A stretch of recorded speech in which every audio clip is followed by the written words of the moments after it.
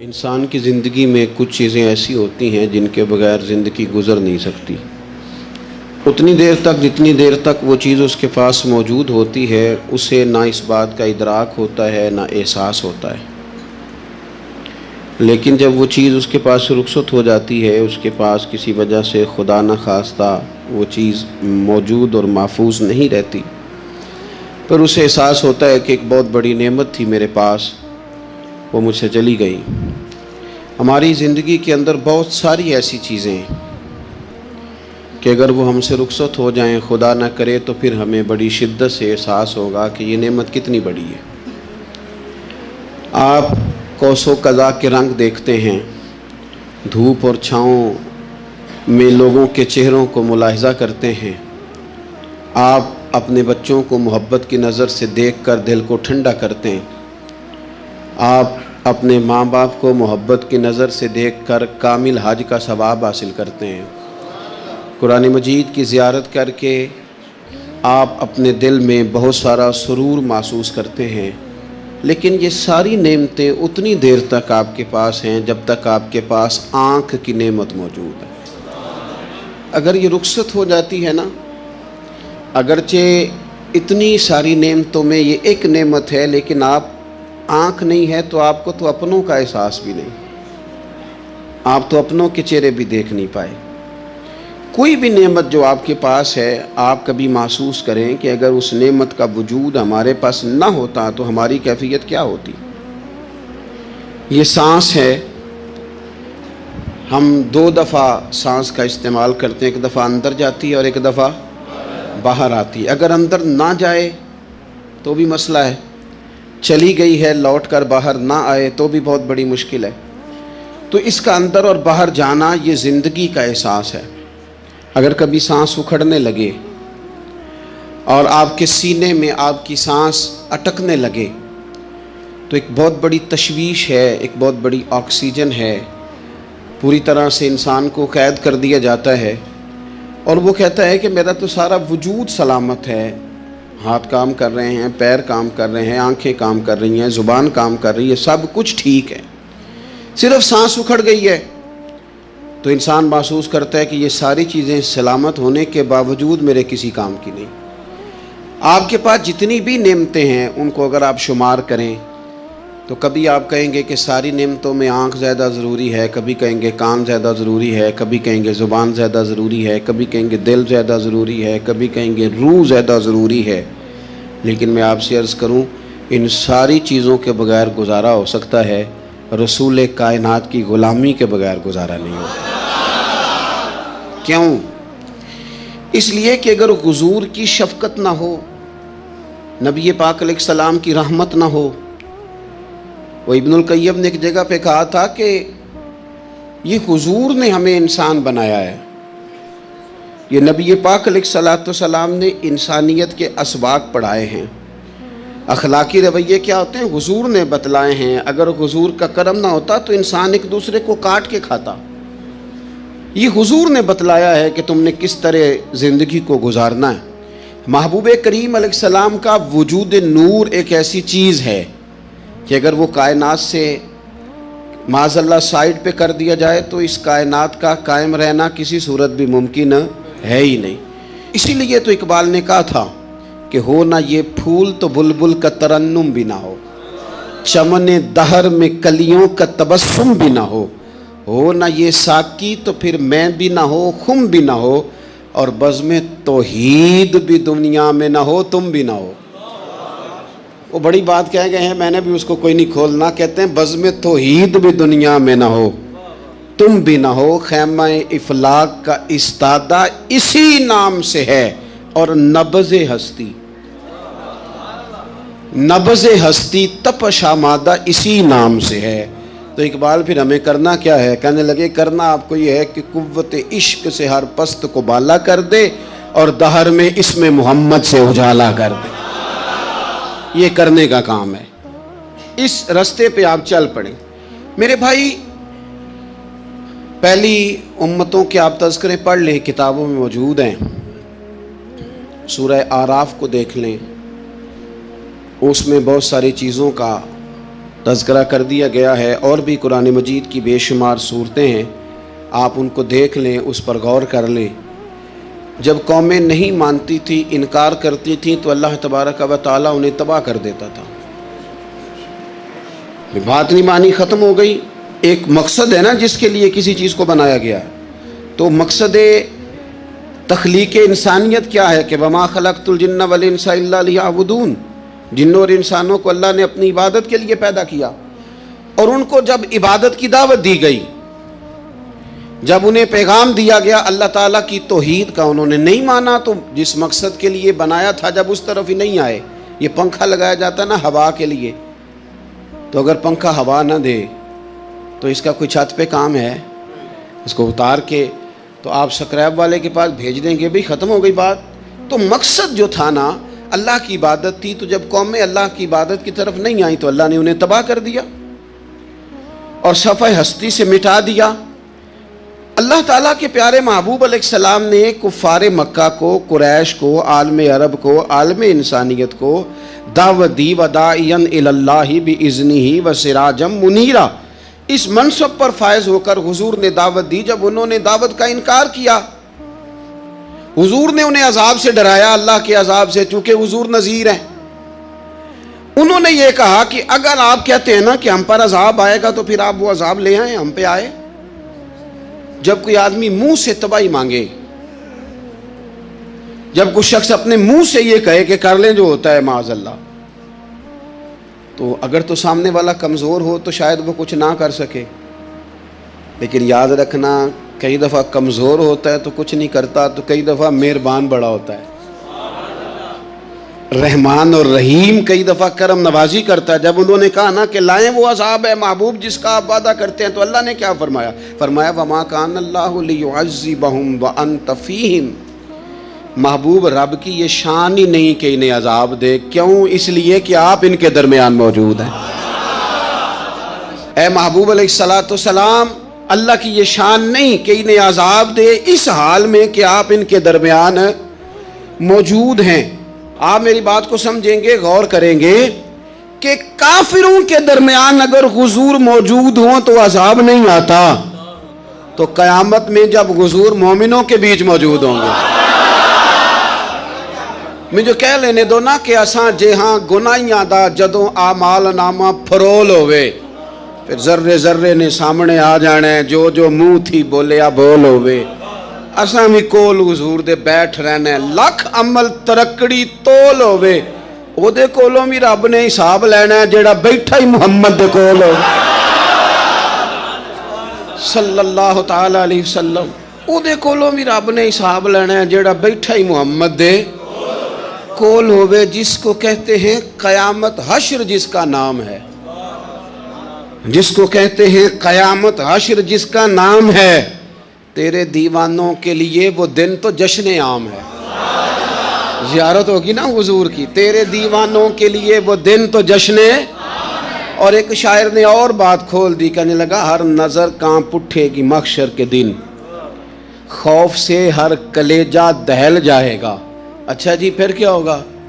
ہر نظر کانپ اٹھے گی محشر کے دن، آنکھیں پھڑ پھڑائیں گی، کانپیں گی اور کلیجے پھٹیں گے۔ منظر ہی ایسا ہوگا، انسان اپنے پسینے میں ڈبکیاں کھا رہا ہے، حساب کا وقت آ گیا ہے اور سورج سوا نیزے پہ ہے، زمین دہک رہی ہے، تو کہنے لگے ہر نظر کانپ اٹھے گی محشر کے دن، خوف سے ہر کلیجہ دہل جائے گا، پھر اوڑھ کر کالی کملی وہ آ جائیں گے، پھر اوڑھ کر کالی کملی وہ آ جائیں گے، پھر اوڑھ کر کالی کملی وہ آ جائیں گے، ہر نظر کانپ اٹھے گی محشر کے دن، خوف سے ہر کلیجہ دہل جائے گا، پھر اوڑھ کر کالی کملی وہ آ جائیں گے، سارے محشر کا نقشہ بدل جائے گا۔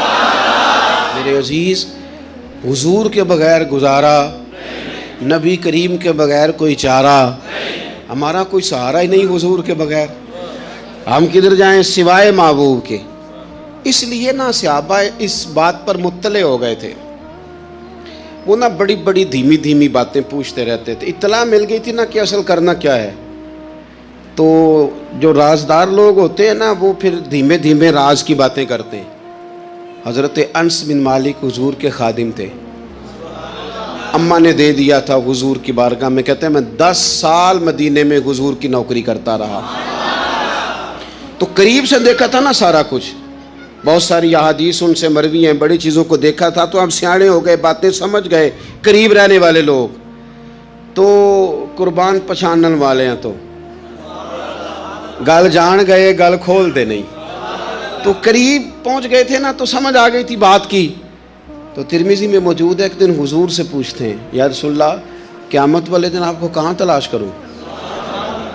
یعنی حضور علیہ السلام سے پوچھتے ہیں حضور میں نا قیامت والے دن، بھئی بات تو یہ نا کہ اعمال ٹھیک کیا جائے، معاملات پر توجہ دی جائے، عبادات کا خیال کیا جائے، جو ہمارے ذمہ ڈیوٹیاں ہیں وہ پوری کی جائیں، تو وہ کہتے ہیں حضور وہ قیامت والے دن کہاں تلاش کروں؟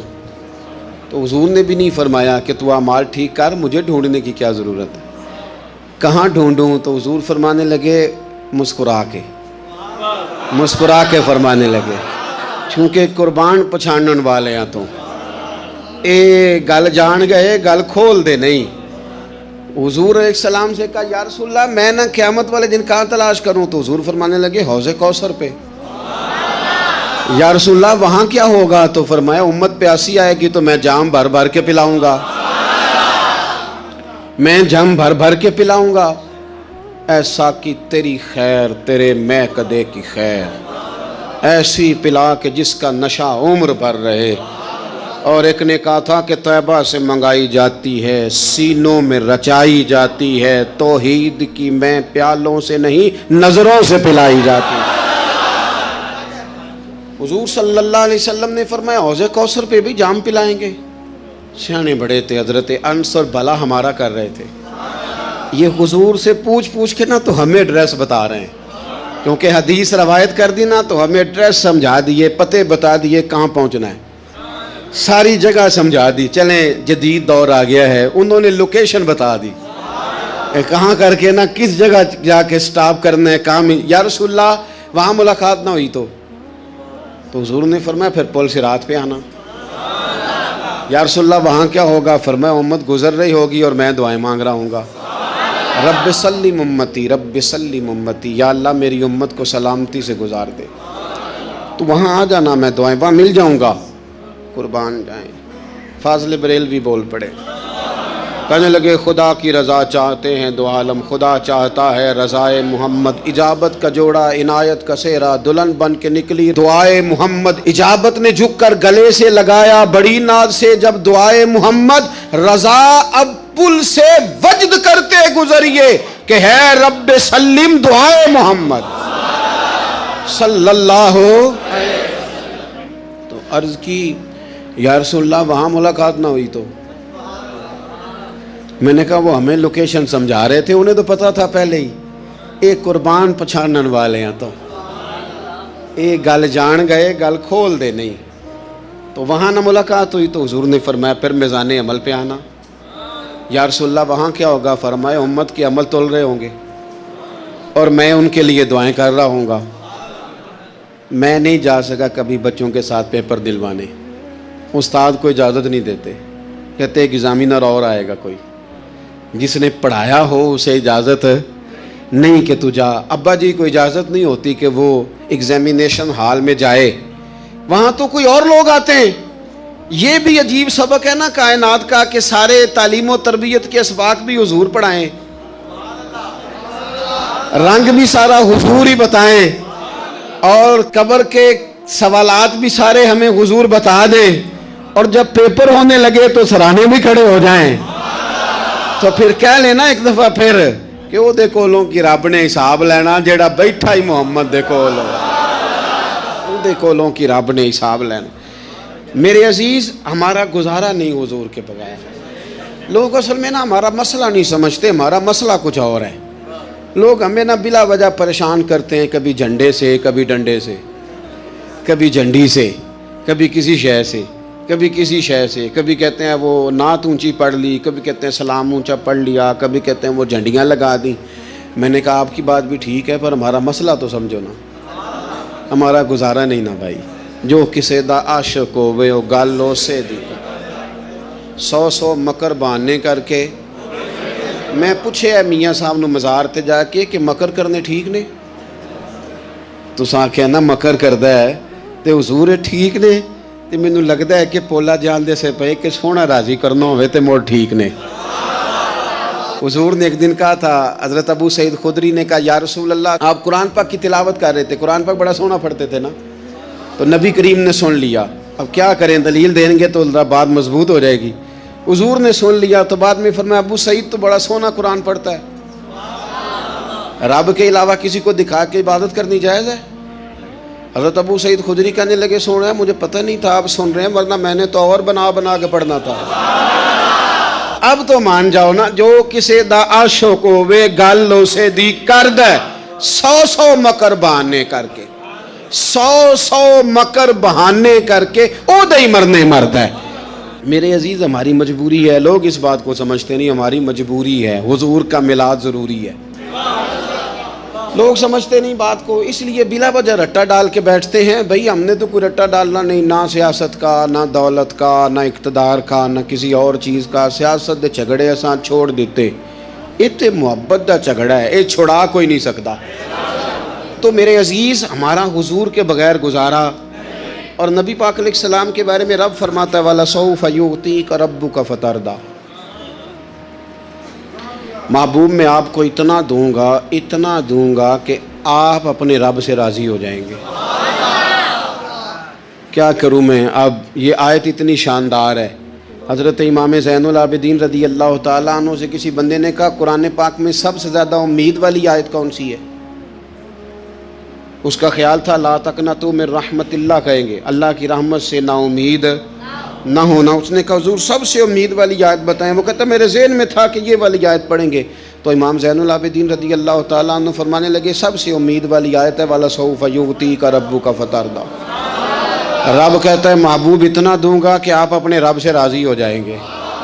آیت نازل ہو گئی تو حضور پتہ کیا فرماتے ہیں صحابہ سے؟ فرماتے ہیں رب کہتا ہے حبیب تجھے راضی کرنا ہے، اور جب تک میرے سارے غلام جنت میں گئے نہ میں نے اللہ سے راضی ہونا ہی نہیں، میں نہیں راضی ہوتا اللہ سے، سارے جائیں گے تو تب تو میں تو کہتا ہی رہوں گا نا قربان پچھانن والے آتا، او گل جان گئے پر گل کھول دے، او گل کھول دے نہیں، پتہ چل گیا بات کا، حضور کے بغیر گزارا، حضور کے بغیر کوئی چارہ ہی نہیں۔ اور خود حضور کیا فرماتے ہیں، یہ سنن ابن ماجہ ہے، میرے رسول پاک صلی اللہ تعالیٰ علیہ وسلم ارشاد فرماتے، حدیث کے راوی حضرت ابو موسیٰ اشعری رضی اللہ تعالیٰ عنہ، حضور فرماتے کہ اللہ نے مجھے اختیار دیا۔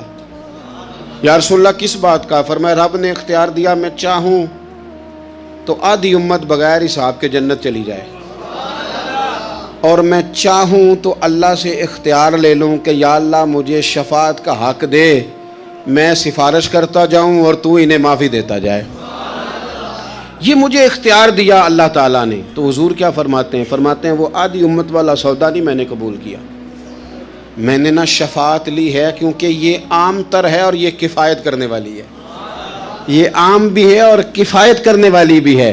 اور حضور نے یہ لفظ کہے، یہ سنن ابن ماجہ کتاب الزہد دیکھیے گا، اس میں روایت مل جائے گی۔ حضور فرماتے ہیں یاد رکھو تمہارا کیا خیال ہے کہ میری یہ شفاعت پرہیزگاروں کے لیے؟ خود جملہ استفہامیہ سے بات کرتے ہیں، تمہارا کیا خیال ہے کہ میری یہ شفاعت جو قیامت میں میں سفارش کروں گا تو پرہیزگاروں کی کروں گا؟ حضور فرماتے ہیں نہیں، میں قیامت میں گناہگاروں کی سفارش کروں گا، میں گناہگاروں کی سفارش کروں گا، گناہگاروں کے لیے عرض کروں گا اللہ کی بارگاہ میں۔ کچھ دن پہلے میں کہیں پڑھ رہا تھا کسی کا مضمون، اس نے تشبیہ کس طرح کی دی ہے مجھے پتہ نہیں، لیکن لکھ دی بات، کہنے لگے ایک وکیل ہوتا ہے ایک شفیع ہوتا ہے، ایک وکیل ہوتا ہے ایک، حضور وکیل نہیں ہمارے، حضور ہمارے شفیع ہیں، شفاعت کرنے والے ہیں۔ وکیل یہ کہتا ہے جج صاحب سے کہ یہ جس کا میں وکیل ہوں نا اس نے نا غلطی کوئی نہیں کی، اسے معاف کر دیں۔ وکیل یوں بحث کرتا ہے، کہتا ہے اس نے کیا ہی نہیں، جرم معاف کریں۔ اور جو شفیع ہوتا ہے نا وہ کہتا ہے مالک اس نے سارے کیے، تو میرے آنے کی لاج رکھ اور اسے معاف کر دے۔ یہ وکیل اور شفیع کا یہ فرق ہوتا ہے کہ شفیع کہتا ہے سونے سارے کیے ہیں، بڑے بڑے پاپ کیے ہیں، پر میں جو آ گیا ہوں تو مہربانی کرنا معافی دے دے۔ میرے عزیز، حضور کے بغیر کہیں بھی گزارا نہیں ہے۔ ہم نے نا جب یہ بات سمجھ لی، اور پتہ ہے نبی کریم صلی اللہ علیہ وسلم نے آگے بڑھ کے خود بھی کئی مقامات پر اس بات کو کھول کر مختلف انداز میں بیان کیا۔ حضرت عبداللہ ابن عباس رضی اللہ تعالیٰ عنہ کی روایت آپ دیکھ لیں، یہ آپ کو مستدرک میں ملے گی۔ حضور صلی اللہ علیہ وسلم فرماتے ہیں قیامت کے دن اللہ تعالیٰ انبیاء کے لیے نور کے ممبر بچھائے گا، ہر نبی ممبر پہ بیٹھ جائے گا، ہر پیغمبر علیہ السلام اپنے ممبر پہ جلوہ فروز ہو جائیں گے، ہر پیغمبر۔ لیکن حضور فرماتے ہیں میرا ممبر خالی ہوگا۔ یا رسول اللہ صلی اللہ تعالیٰ علیہ وسلم آپ کا ممبر کیوں خالی ہوگا؟ حضور فرماتے ہیں میں ممبر چھوڑ کے رب کی بارگاہ میں کھڑا ہو جاؤں گا، اور اس ڈر سے کھڑا ہو جاؤں گا کہیں ایسا نہ ہو کہ میں جنت میں چلا جاؤں اور میری امت رہ جائے۔ میں اپنی امت کی سفارش کروں گا، رب میری امت کی سفارش قبول کرے گا۔ فرماتے ہیں میں اتنی سفارش کروں گا کہ جہنم کا دروغہ مجھ سے کہے گا کہ محبوب کمال ہو گئی، آپ نے تو اپنا کوئی غلام دوزخ میں رہنے نہیں دیا، سارے آپ نے نکال دیے۔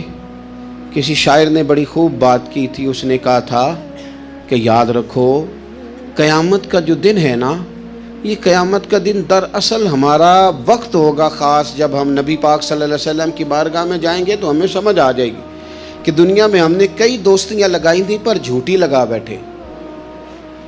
ایک دوستی سچی ہے جو مدینے والے کی ہے، وہ کہتے ہیں محمد بوٹیا جھوٹا ہی جاگ سارا، یہ سچیاں مدینے والے دیاں یاریاں، سچیاں مدینے والے دیاں۔ تو نبی پاک صلی اللہ علیہ وسلم کے بغیر نہ دنیا میں گزارا ہے، نہ قبر میں گزارا ہے، نہ آخرت میں گزارا ہے۔ اب ایک سبق ہے، وہ سبق بھی آپ نے ضرور یاد کرنا ہے۔ جس شخصیت کے بغیر ہمارا گزارا نہیں، نہ قبر میں، نہ حشر میں، نہ پل صراط پہ، نہ میزان عمل میں، نہ حوض کوثر پہ، تو ہمارا ان کے بغیر دنیا داری میں گزارا کیسے ہو جاتا ہے؟ ہمارا تجارت بھی حضور سے سیکھیں، گھرداری بھی حضور سے سیکھیں، شادی بیاہ کے طریقے بھی حضور سے سیکھیں۔ جب گزارا نہیں حضور کے بغیر تو پھر زندگی کے سارے سلیقے حضور سے سیکھیں، پھر ادھر ادھر جانے کی ضرورت ہے۔ حضور کی سیرت کو پڑھیں، سوانے کو پڑھیں، حیات مبارکہ کا مطالعہ کریں۔ یہ جو ہم میلاد کا جلوس لے کے نکلتے ہیں نا، جب ہم نے نا بہت ساری چیزوں کو سطحی سا سمجھ لیتے ہیں معاذ اللہ بعض اوقات۔ یہ جب ہم میدان میں نکلتے ہیں نا، میلاد کے جلوس میں حضور کے نام کا نعرہ لگاتے ہیں، تو ہم نا للکارتے ہیں اس نظام کو جو نظام حضور سے پہلے تھا۔ امیر غریب کی تقسیم تھی، ذات برادری کی تقسیم تھی، چھوٹے بڑے کی تقسیم تھی، گورے کالے کی تقسیم تھی۔ ہم جب میدان میں نکل کے نعرہ لگاتے ہیں تو ہم اس نظام کو للکارتے ہیں۔ ہم کہتے ہیں وہ نظام نہیں چلے گا، اب حضور کا میلاد ہو گیا ہے۔ اب نظام وہ ہے کہ جس پلیٹ میں ابو بکر صدیق کھانا کھائیں گے اسی میں بلال حبشی بھی کھائیں گے۔ اب نظام وہ ہے کہ اگر غریب آدمی جرم کرے گا تو سزا ملے گی، تو اگر گورنر کا بیٹا جرم کرے گا تو سزا اسے بھی ملے گی۔ اب حضور کا نظام آ گیا، ہم اس نظام کی طرف بڑھتے ہیں۔ اپنے آپ کو حضور کے قدموں کی طرف مائل کریں۔ میلاد صرف 1 سے 12 ربیع الاول تک نہیں، میلاد سارا سال ہے، ذکر میلاد سارا سال ہے، میلاد کی محفل سارا، اور میلاد صرف مسجد میں نہیں، گھر میں بھی ذکر میلاد، دکان میں بھی ذکر میلاد۔ ذکر میلاد سے مراد حضور کی تعریفیں، نبی پاک کی شانیں، حضور کی باتیں، آ میرے دل آمنہ کے لال کی باتیں کریں، چہرہ والشمس کے اجلال کی باتیں کریں۔ اپنی طبیعتیں حضور کے ساتھ لگائیں، اپنے آپ کو حضور کے قدموں سے وابستہ کریں اور عشق کریں نبی پاک سے۔